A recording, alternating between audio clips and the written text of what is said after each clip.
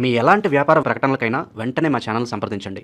అందరికీ నమస్కారం. నేను శిరీష. ఈరోజు మనతో పాటు ఉన్నారు ప్రముఖ ఆధ్యాత్మికవేత్త శ్రీ శ్రీ నిత్య విద్యానంద భారతి స్వామి గారు. గురుగారితో మాట్లాడదాం. గురుగారు నమస్కారం. నమస్కారం తల్లి. గురుగారు, కార్తీక మాసం ప్రారంభమయ్యింది. ఈ కార్తీక మాసం శివుడికి అలాగే విష్ణుమూర్తికి చాలా ప్రీతికరమైన మాసం అంటారు. కార్తీక మాసం అనగానే గుర్తుకొచ్చేది నది స్నానాలు, దీపారాధనలు, దాన ధర్మాలు. సో ముఖ్యంగా ఏ సమయంలో పూజ ఆచరించాలి, ఎలాంటి నియమాలు పాటించాలంటారు? ముందుగా ప్రేక్షకులకు, నాకు జన్మనిచ్చినటువంటి తల్లిదండ్రులకు అందరికీ కూడా కార్తీక మాసపు శుభాకాంక్షలు తెలియజేస్తూ, నాకు జన్మనిచ్చినటువంటి తల్లిదండ్రులకు శిరస్సు వంచి పాదాభివందనాలు తెలియజేస్తున్నాను. కార్తీక మాసము అని అనగానే ఈ దేహమంతా పులకరిస్తుంది. మీరు అన్నట్టుగా కార్తీక మాసం అనగానే మనకు గుర్తొచ్చేటువంటిది శివకేశవులు ఇద్దరు. వీరితో పాటు ఇంకొక ఇద్దరు ఉన్నారు సుమా. మరి వీరిద్దరిని తలుచుకున్నాం, మరి ఇంకొక ఇద్దరు ఉన్నారు.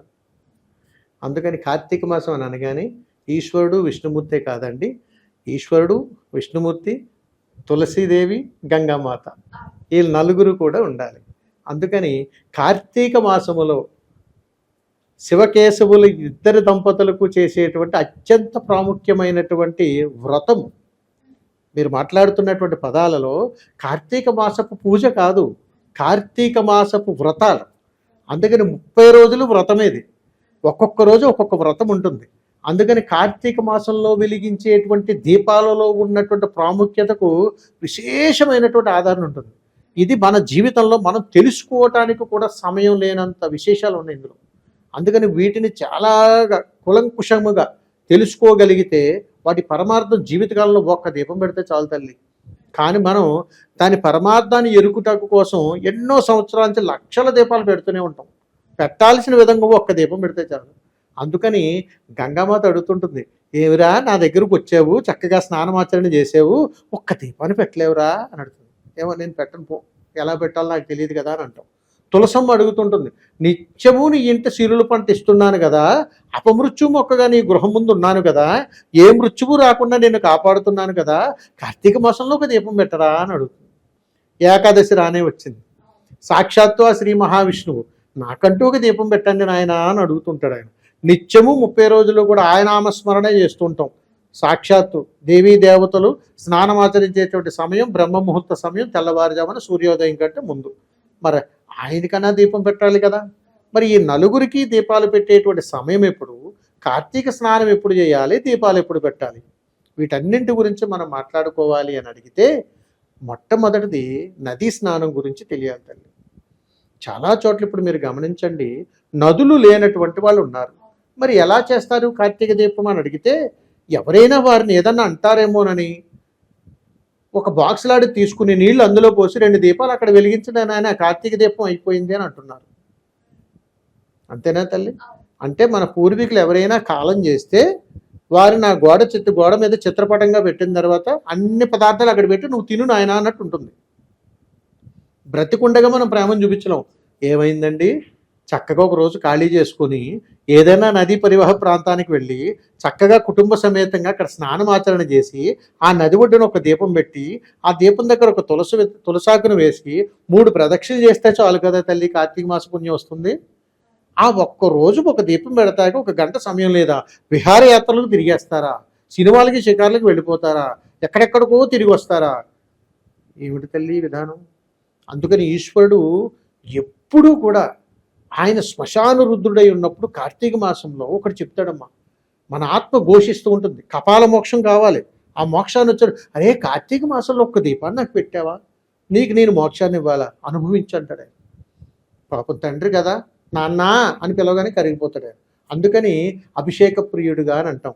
అందుకని ఈశ్వరుడిని నాన్న అంటే తండ్రి స్వరూపంలో చూస్తూ, పార్వతీదేవిని అమ్మ స్వరూపంలో చూస్తూ, ఆ గంగా సమేత అంటే గంగాదేవిని కూడా అమ్మ స్వరూపంలో చూస్తూ, అమ్మా నేను తల్లి గర్భం నుంచి వచ్చానే, నాకు పునర్జన్మనిచ్చావని చెప్పి కార్తీక మాసంలో తెల్లవారుజామున శివపార్వతులు ఇద్దరూ కూడా ఆనందంగా మనల్ని దీవించేటువంటి సమయంలో సూర్యోదయం కంటే ముందే మనం వెళ్ళి స్నానమాచరణ చేస్తాం. అంటే తల్లి గర్భంలో ఉన్నటువంటి నాకు బ్రతకటానికి ఎలాగైతే అవకాశాన్ని ఇచ్చావు, ఒక్కసారి నీ గంగలో నేను మునగగానే నాకు పునర్జన్మ ప్రాప్తిరస్తు, అందుకని నేను స్నానం చేస్తున్నానమ్మా. యమధర్మరాజును సైతం ఎదిరించగలిగి ఆ శివానుగ్రహంతో నేను పునర్జన్మను పొందగలిగేటువంటి వరాన్ని నువ్వు మాత్రమే ఇవ్వగలిగావు తల్లి అని చెప్పి ఆ ఈశ్వరుడు చెబితే నేను గంగానదిలో ములగటానికి వచ్చానమ్మా, అందుకని నాకు అనుగ్రహాన్ని ఇవ్వమ్మా అని అనగానే ఈశ్వరుడు తదాస్తు అంటాడు పునర్జన్మ. అందుకని గంగానదిలో ఒక్కసారి మనం స్నానం చెయ్యగానే మనకు తెలియకుండానే మన జీవితంలో ఒక అద్భుతీయమైనటువంటి మార్పులు జరుగుతాయి తల్లి. ఆ మార్పులకు ఉన్నటువంటి ప్రభావాన్ని దీపం స్వరూపంలో చూపుతారు. ఆ దీపాన్ని మోక్షము అంటారు. కార్తీక మాసంలో నీకు మోక్షం ఎక్కడ నుంచి వస్తుందిరా అని అడిగితే దీపం పెడితే వస్తుంది అని అంటారు. ఇక్కడ 2 రకాలు కనపడుతుంటాయి. ఆ దీపం వెలిగించినా వెలిగే, అటు చితికి వెలిగించినా వెలిగే, ఇంట్లో అఖండం వెలిగించినా వెలిగే. మరి అన్ని వెలుగులే కదా, ఏదైనా మంట పెట్టడమే కదా, మరి ఏమిటి పరమార్థం అని అడిగితే బ్రతికుండగా మన దేహం పొందేటువంటి మోక్షానికి ఉన్నటువంటి పరమార్థం జ్యోతిని వెలిగించడం.